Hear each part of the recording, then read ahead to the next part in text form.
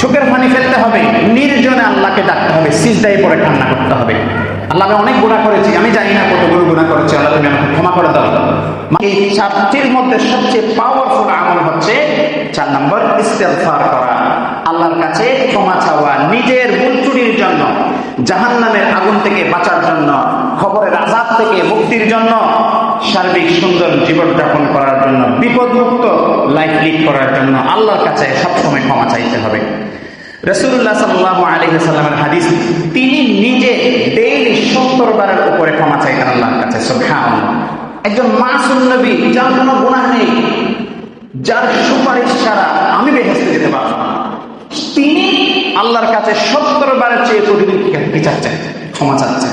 একটু চিন্তা করেন, আমরা নগণ্য বান্দাদের কত বেশি আল্লাহর কাছে চাইতে হবে, ক্ষমা চাইতে হবে। কারণ আমরা সবসময় গুনাহের মধ্যে থাকি। আমাদের প্রতিনিয়ত আমি মনে হয় 1000 বারের উপরে ক্ষমা চাওয়া উচিত। আস্তাগফিরুল্লাহ ওয়া আতুবু ইলাইহি। আল্লাহ আমাকে ক্ষমা করে দিন। রব্বিগফিরলি ওয়া তুব আলাইহি। আমি আপনার কাছে ফিরে আসছি, আমি তওবা করছি, আমি লজ্জিত, আমি নিজের কর্মের উপর অনুতপ্ত। আল্লাহ, আমি আর গুনাহ করব না, তুমি আমাকে ক্ষমা করে দাও, তুমি রহমানুর রহিম। নাচুর বান্দার মধ্যে লেগে থাকতে হবে আল্লাহর সাথে, যে আল্লাহ ক্ষমা করে দিতেই হবে। চোখের পানি ফেলতে হবে, নির্জনে আল্লাহকে ডাকতে হবে, সিজদায় পড়ে কান্না করতে হবে। আল্লাহ, আমি অনেক গুনাহ করেছি, আমি জানি না কতগুলো গুনাহ করেছি, আল্লাহ তুমি আমাকে ক্ষমা করে দাও। মানুষের অন্যায়ভাবে মানুষের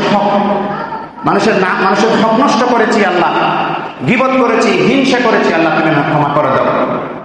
আমি ইনসান আল্লাহ, আমি বান্দা হিসেবে গুনাহ করতে পারি। বান্দা মানে গান্দা, বান্দা মানে কি? গান্দা, নাপাক। ইনসান মানে ইনসান যিনি ভুল করেন।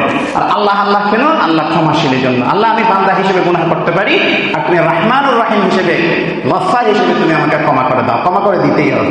এরকম করে নাচুর বাচ্চারা যেমন মায়ের কাছে ধর্ণা দিয়ে জিনিস চাই, এরকম আল্লাহর কাছে, সর্বশক্তিমান আল্লাহর কাছে আমাদের চাইতে হবে, দোয়া করতে হবে, ক্ষমা চাইতে হবে।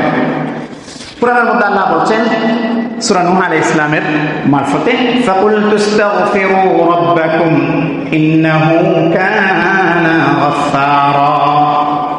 ইস্তাগফিরু রাব্বাকুম, ফাকুল তুস্তাগফিরু রাব্বাকুম, তোমাদের প্রভু তোমাদেরকে ক্ষমা করে দিবেন। ইন্নাহু কানা গফফারা, তিনি হচ্ছেন অতীব ক্ষমাশীল। শুধু তাই নয়, ক্ষমা চাইলে কি কি লাভ আছে দেখেন। ইউরসিলিস সামাআ আলাইকুম মিদরারা, আকাশ থেকে বৃষ্টি তোমাদের জন্য আল্লাহ নাজিল করবেন। ওয়ায়ুমদিদুকুম বিআমওয়ালিন ওয়া বানিনা, তোমাদের ধন সম্পদের মধ্যে, সন্তান সন্ততির মধ্যে উন্নতি দান করবেন, বারাকাত দান করবেন। ওয়াজআল লাকুম জান্নাতিন, শুধু তাই নয়, তোমাদের জন্য জান্নাত রেডি করে রেখেছেন। ওয়াজআল লাকুম আনহারা, তোমাদের জন্য ঝর্ণা রেডি করে রেখেছেন বেহেশতের মধ্যে। এজন্য ক্ষমা চাইতে হবে বেশি বেশি। এরপরে আরেকটা আয়াত আল্লাহ বলছেন, ওয়ামান ইয়ামাল সুআন আও ইয়াযলিম নাফসাহু, ওয়ামান ইয়ামাল সুআন, যে ব্যক্তি খারাপ কাজ করে ফেলেছে, আও ইয়াযলিম নাফসাহু, নিজের আত্মার উপর জুলুম করেছে, সুম্মা ইস্তাগফিরুল্লাহ, এরপর সে আল্লাহর কাছে ক্ষমা চেয়েছে, ইয়াজিদিল্লাহা গফুরুর রাহিমা, এরপরে সে বান্দা আল্লাহকে এমন অবস্থায় পাবে যে আল্লাহ তার উপর অনেক বেশি দয়াশীল। ইয়াজিদিল্লাহা গফুরুর রাহিমা, অনেক বেশি ক্ষমা করে দিয়েছে, অনেক বেশি তার উপর রহম করেছে, সেই অবস্থায় আল্লাহ থাকে, সে আল্লাহকে পাবে। আরেকটা এর মধ্যে আল্লাহ বলেছেন, ওয়াল্লাযীনা ইযা ফাআলু ফাহিশাতান, যারা নাকি অশ্লীল কাজ করেছে, আও যালামু আনফুসাহুম, নিজেদের নফসের উপর জুলুম করেছে, যাকারুল্লাহ, এরপরে আল্লাহকে স্মরণ করেছে, ফাস্তাগফারু লিযুনুবিহিম, আল্লাহ সেটার বিনিময়ে তার সমস্ত গুনাহ ক্ষমা করে দিবেন। ওয়ামান ইয়াগফিরুয যুনুবা ইল্লাল্লাহ, আর আল্লাহ ছাড়া এমন কে আছে যে গুনাহগুলোকে ক্ষমা করে দেয়। এটা হচ্ছে সূরা আলে ইমরানের মধ্যে বলছেন। এরপরে সূরা আনফালের মধ্যে আল্লাহ বলছেন, ওয়ামা কানাল্লাহু মুআযযিবুহুম ওয়া হুম ইস্তাগফিরুন, যারা নাকি আল্লাহর কাছে সব সময় ইস্তিগফার করে, আল্লাহর কাছে ক্ষমা চাই, আল্লাহ তাদেরকে কখনো শাস্তি দেন না। ওয়ামা কানাল্লাহু মুআযযিবুহুম, আল্লাহ সেই সমস্ত ব্যক্তিদেরকে কখনো শাস্তি দেন না, ওয়া হুম ইস্তাগফিরুন, যারা নাকি আল্লাহর কাছে সব সময় ক্ষমা চায়। গুনাহ হবে, কিন্তু গুনাহ করার পর আল্লাহর কাছে ক্ষমা চাইতে হবে এবং এমন ভালো কাজ করতে হবে যেন পূর্বের গুনাহটা আল্লাহ মিটিয়ে দেয়।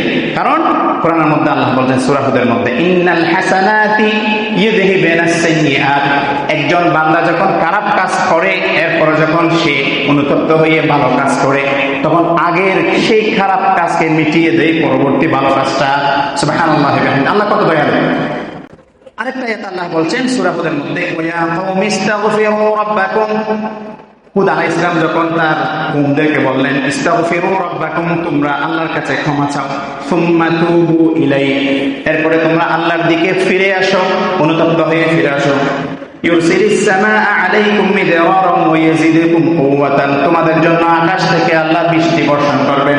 শুধু তাই নয়, ওয়া ইয়াজিদুকুম, এবং তোমাদেরকে বৃদ্ধি করে দিবেন, তোমাদের শক্তি বৃদ্ধি করে দিবেন, ইলা কুওয়াতিকুম, তোমাদের শক্তি যেটা আছে তার চেয়ে আরো বেশি শক্তিশালী করে দিবেন।